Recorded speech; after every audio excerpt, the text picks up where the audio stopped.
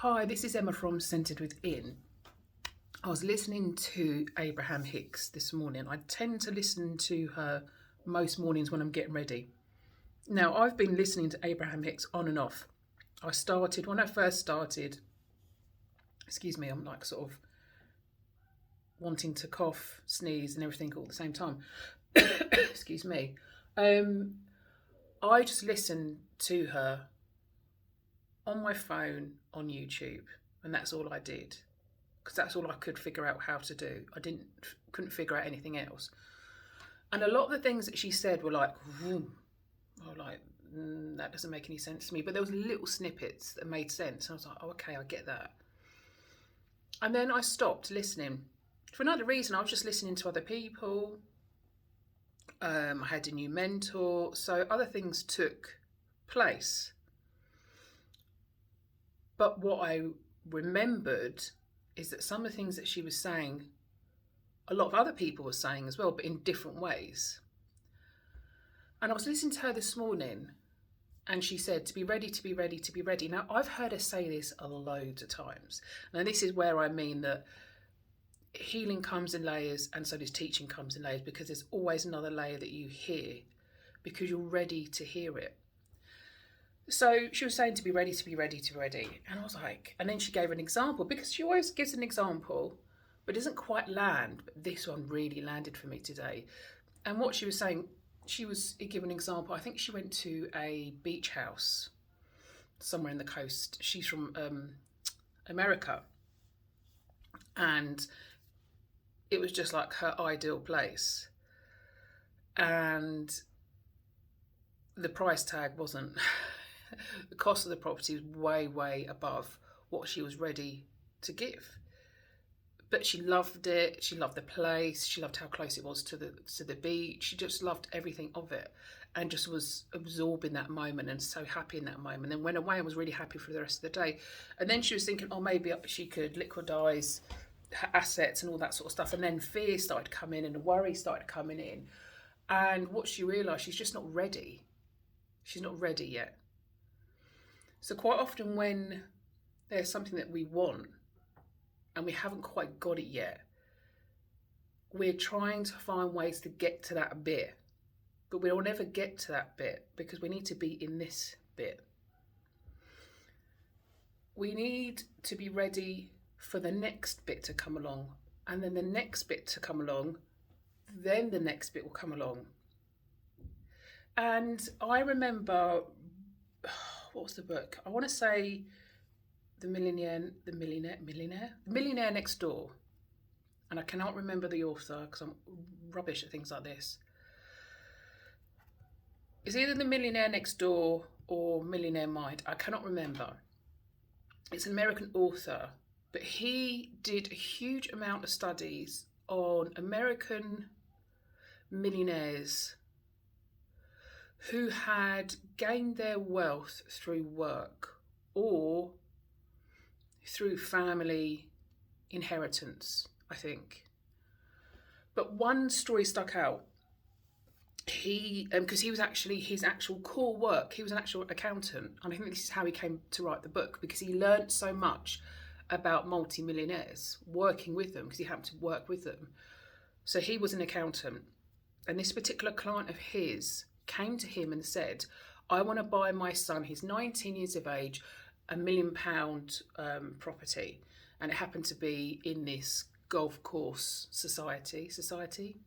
I don't think that's the right word. But it was on a golf course, but other people lived there. I'm not too sure what you'd call that. A resort, but it wasn't a resort. People lived there. A residential place. I'm not too sure. So, and the accountant said to him, but why? He said, because I want to give him something, but then he's got to earn the rest of it. And he said, yeah, but how can your 19-year-old son, who was just starting out, I think he'd finished college or something like that, and he had a job. So he wasn't given any money from his parents, like an allowance. He had to pay for everything else himself, but they wanted to give him bricks and mortar that he could use as an asset. He either keeps it or sells it at some point in his life, type of thing. So what he was trying to say to him, well, how is he going to pay for the bills, because the bills of said house, I think there was like 5 bedrooms and so many bathrooms. Might have been 7 bedrooms actually. It was big, but not as big as their mansion, but it was a big property. But he was thinking in his head, giving it to his son, because his son has got a huge amount of asset. But what the accountant was saying to him about how is he going to fund living there, because he's got to heat it, light it, all those things. And then, like, if something goes wrong, that particular thing will be a lot more expensive than a little apartment. And then he said, look where the property is. It's with people that are either retired or very, very wealthy. They all go out to lunch together. They all do this together. How is he going to gain friendships? Because he's not going to be able to go to like Barbados for 3 weeks when they're all going off together for 3 weeks. He's not going to be able to do this. He's not going to be able to do that. And he's so far removed on sort of place where he can go and pick up some pizza and hang out in a bar. It was all set things. Not that he could travel too, but he was in a community that he couldn't access financially. And would he want to? Because he's 19 and most of the people there are in their 60s or 50 plus. So the man thought about it and decided not to go for it. He actually got him a little apartment somewhere and just kept the money aside, I think in a trust fund or something like that. And that story stuck with me, because you think, wow, my mum and dad are getting me a mansion, that's great, or a big whatever it was. But are you actually ready to live in that type of place? Are you ready to live in that environment, live with those people? Are there steps that need to take place before you get there? Of course. He's 19, he may want to be off living somewhere else. He might want to live in a tiny apartment, but it's close to whatever he likes doing. Maybe he wants to go and start meeting people, and so he'll go and live in a city somewhere, so he's got more chance to connect with people, or maybe it's closer to work. All the things. So you may have, as one of your desires, manifestations, objects that you want to achieve, projects, whatever it might be a big dream, and there's nothing wrong with that.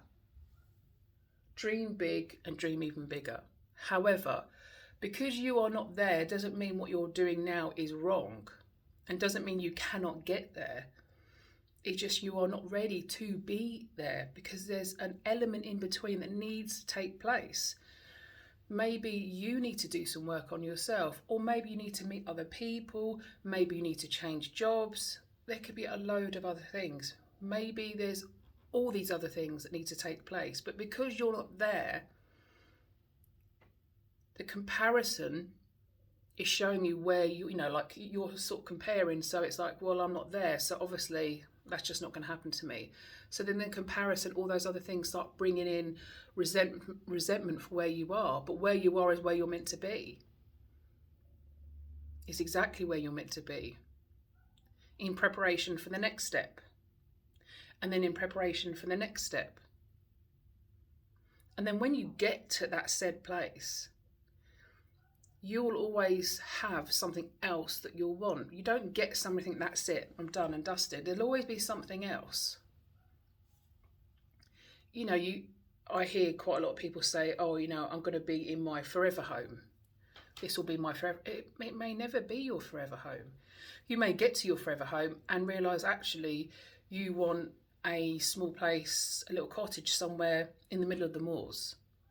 So because the family have moved on, your children have grown up, if you have children. Let's say you get to, my ideal is to have children and get into my forever home.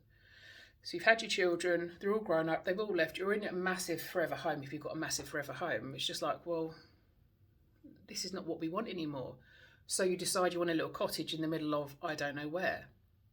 Or you want to set up the property and give money to your children and you live in a small... It could be a multitude of things, but there'll always be something else. You might want to go and live abroad. A lot of people decide to live abroad. So when you get to that bit, that's never usually the end. There's always something else. In between that time, you may get to that end position, but you've decided you've retired, but actually you're going to go and work somewhere else as a consultant. You may have changed your relationship and in a new relationship, and that's changed your thought process and where you go next. So there's never the end goal. There's always something else after it.